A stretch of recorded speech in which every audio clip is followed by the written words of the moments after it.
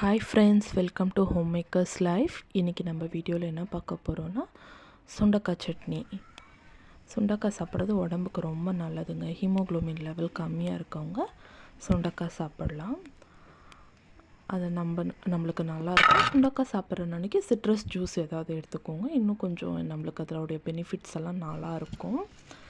இப்போ வாங்க எப்படி செய்கிறதுன்னு பார்க்கலாம். சுண்டைக்காயெல்லாம் நல்லா க்ளீன் பண்ணி எடுத்துக்கிட்டு நசுக்கிட்டு தண்ணியில் போட்டு வாஷ் பண்ணி எடுத்து சைடில் வச்சுருங்க. அதுக்கப்புறமா ஒரு வாணலில் எண்ணெய், கடுகு, உளுந்தம் பருப்பு, கருவேப்பிலை, காஞ்ச மிளகா, கொஞ்சம் பூண்டு இதெல்லாத்தையும் போட்டு நல்லா ரோஸ்ட் பண்ணிக்கோங்க.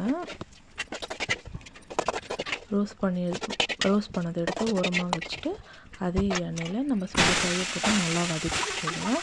அது கொஞ்சம் நல்லா லைட்டாக கலர் சேஞ்ச் ஆகிற அளவுக்கு வதக்கிட்டு